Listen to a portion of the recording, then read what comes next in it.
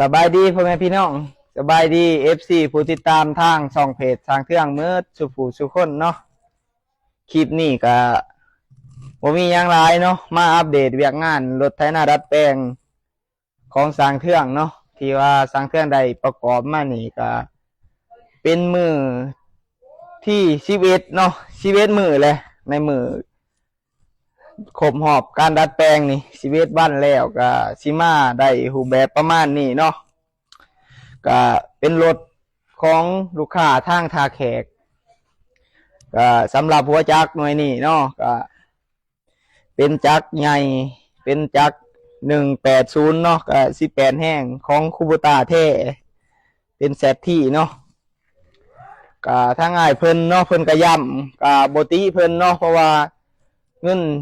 70,000ปลายเนาะซื้อหัวจักรหน่วยนี้มันก็บ่หวั่นใจคือกันเนาะเพราะฉะนั้นแล้วก็คลิปนี้สร้างเทืองก็สิมาอัปเดตและรีวิวให้อ้ายเพิ่นเบิ่งเนาะหัวจักรนี่ก็เป็นหัวจักรแท้เนาะสร้างเทืองก็เอาชื่อเสียงของสร้างเทืองมารับประกันได้เนาะหัวจักรนี่เพราะว่าบอนสร้างเทือง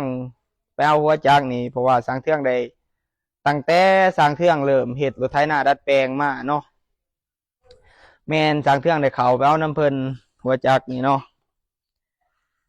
ได้เพราะฉะนั้นแล้วก็มีความมั่นใจสูงสำหรับหัวจักรนี่บ่ต้องกังวลไปเลยเนาะก็ส่วนตัวรถเนาะรถไถนาดัดแปลงคันนี้ก็สิได้ประมาณ 85% เนาะยังเหลือตั้งแต่เช็คเก็บรายละเอียดเนาะสังเทืองสิเช็คเก็บรายละเอียดบนใดบ่คักบ่แน่แหละสังเทืองก็สิเพิ่มเติมว่าซั่นซะเพื่อความแน่นหนาและก็มาตรฐานของทางขายสังเทืองนั่นแหละบ่แม่นว่าสังเทืองสิเฮ็ดอันเผาเฮ็ดอันนั้นเนาะจนว่าลืมความได้มาตรฐานเพราะฉะนั้นแล้วลูกค้าเอาเมื่อไปแล้วก็อยากใส่ดนใส่อันนั้นจังไห้มันมีปัญหาว่าซั่นซะใส่ซ้ำอายุการใช้งานของเครื่องจักรเครื่องอันนี้มันมีปัญหาเนาะเพราะฉะนั้นแล้วสิเป็นรถโรงงานหรือว่ารถประกอบเนาะมันสามารถที่จะเฟซได้คือกันหมดเนาะเพราะฉะนั้นแล้วก็อยากให้ลูกค้าเข้าใจเนาะอาชีว่ารถประกอบนี่บอดี้นะเนาะบางขายบางคนประดิษฐ์ขึ้นมาเนาะสร้างเครื่องสิยกตัวอย่างเนาะมีลูกค้าหลายๆคนที่ว่ามาคอมเมนต์รถสร้างเครื่องเนาะทาง TikTok แน่เนาะเพิ่นว่าขอยเห็นเลยนะรถนี่เนาะร้านก็เฮ็ดมาแล้วมันใส่บ่ได้เพราะฉะนั้นแล้วสร้างเครื่องอยากให้ไปเปรียบเทียบเบิ่งเนาะระหว่างสร้างเครื่องกับร้านเพิ่นผู้ที่ว่าได้ดัดแปลงรถนี้มันคือกันบ่เนาะแต่ละคนความสามารถบ่คือกันเนาะผู้นึงก็สิเก่งไปทางด้านนึงผู้นึงก็สิเก่งแบบนึงเพราะฉะนั้นแล้วมันบ่สำคัญเนาะความสามารถสร้างเครื่องก็ว่าบ่แม่นว่าสร้างเครื่องเก่งดอกเนาะเพราะว่าสร้างเครื่องก็ได้เฮ็ดตามตัวจริงนี่แหละเนาะเพราะว่าที่ผ่านมานี่ก็ได้ดัดแปลงมาหลายแล้วเนาะเพราะฉะนั้นแล้วก็จุดอ่อนจุดแข็งของรถไถนาดัดแปลงแม่นสร้างเครื่องได้ฮู้หมดแล้วเนาะก็บ่เว้าหยังหลายเนาะตากล้องยับเข้ามาเบิ่งท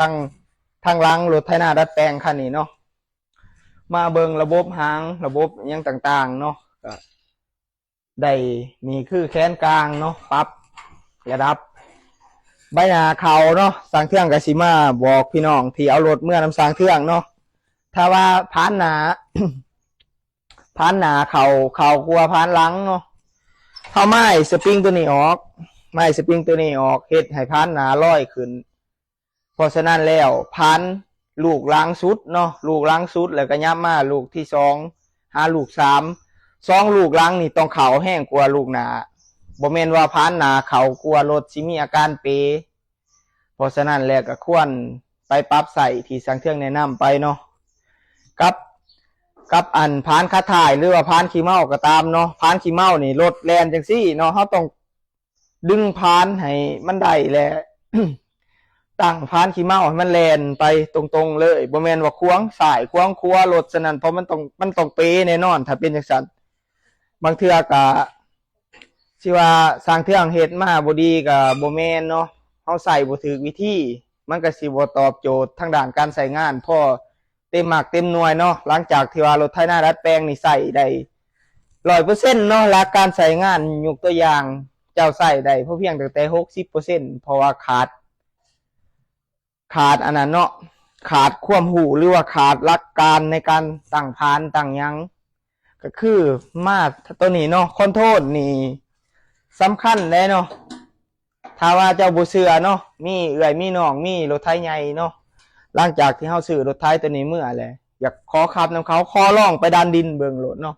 ขึ้นไปลองดันดินเจ้าสิดันบ่ได้ซ้ำเพราะว่าเจ้าคอนโทรลตัวนี้บ่ได้เพราะฉะนั้นแล้วมันก็ใช้เวลาแน่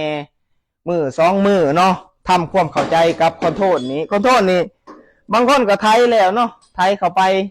มีลูกค้าสร้างเครื่องผู้นึงเนาะเพิ่นว่าจะเครื่องรถข่อยนี่บ่ไปแต่บิดนี่ไถไปอยู่นะไปอยู่ข่อยกดพานลงแล้วไถไปได้น้อยนึงเลยมันบ่ไปเพราะว่าล้อมันลอยขึ้นนั่นคือเจ้ากดพานแห้งแล้วเนาะกดพานลงเกินบัดนี้โตรถเฮาสิลอยขึ้นเพราะว่ารถไถนาดัดแปลงนี่หลักการกระบอกไฮดรอลิก2แกนว่าซั่นซะ2แกนแนวใดทั้งยุกเนาะยุกแล้วก็มีแห้งกดบ่แม่นว่าพานปงซื่อๆคันว่าพานปงซื่อๆหลักการแล้วเนาะพานปงซื่อนี่ต้องนักยางบ่ได้แม่นได้ระดับ100ปลายโลขึ้นจังสิสามารถปักลงในอันพื้นดินได้เพราะฉะนั้นแล้วพานเบาๆคือรถไถนาดัดแปลงเฮานี่ประมาณ30ปลายโลเนาะ30ปลายโลนี่เฮาต้องมีแห้งกดของตัวรถเพราะฉะนั้นจังสิไถได้คันเฮ็ดพานหนักหลายมันก็มีข้อเสียเนาะบาดลูกค้าอยากสอนขั้นสอนยังอยากเอาพานออกใส่คาดใส่ยังเนาะผาดชีเอาออกบ่ได้บัดนี้คือผู้เฒ่าผู้นั้นเนาะมันสิเอาออกยากคันเฮ็ดพานหนักๆเพราะฉะนั้นแล้วก็เป็นจังซั่นเพราะว่ารถไถนาดัดแปลงเฮาจึงมีแห้งกดเนาะก็สิประมาณนี้สำหรับตัวรถคันนี้เนาะมาสั่งเครื่องสิพามาเบิ่งคันนี้ตะกล้องมาเบิ่งรถคันนี้เบิ่งไปบอกเนาะพ่อใหญ่ยังคอนเครื่องกับบ่จื้อเพิ่นบอกอยู่เนาะพ่อใหญ่ชื่อแบ่เพิ่นว่าเนาะแต่ว่าจักสิแม่นจักบ่เพราะว่าพ่อใหญ่เพิ่นมีผู้พามาเนาะรถคันนี้เป็นโครงสร้างบินเนาะแต่ว่าสร้างเครื่องเอาแบบว่าหลักการได้เนาะหลักการสร้างเครื่องเคยเห็นปุกเกียร์มาเพราะว่ารถคันนี้มันบ่มีสติกเกอร์บ่มีหยังบ่งบอกเลยต่างแต่ว่าความสำนาญก็ว่าได้เนาะที่สร้างเครื่องได้พบพอกับปุกเกียร์มาหลายรูปแบบสร้างเครื่องเลยเบิ่งออกว่าโครงรุ่นนี้ต้องเป็นสร้างบินว่ามันเก่าแห้งเนาะรถคันนี้เป็นรถของลูกค้านำมาให้สร้างเครื่องดัดแปลงก็ตอนมาแม่นสภาพแบบนี้แล้วสร้างเครื่องอยากให้พ่อแม่พี่น้องอย่าพลาดการติดตามเนาะขากลับรถคันนี้มันสิออกมาโดดเด่นหรือว่างามสำใดเนาะเพราะฉะนั้นแล้วก็อย่าลืมพักไปกดไลค์กดแชร์กดติดตามให้สร้างเครื่องนำแน่เนาะก็บ่มีหยังหลายขอจบคลิปไปเพียงเท่านี้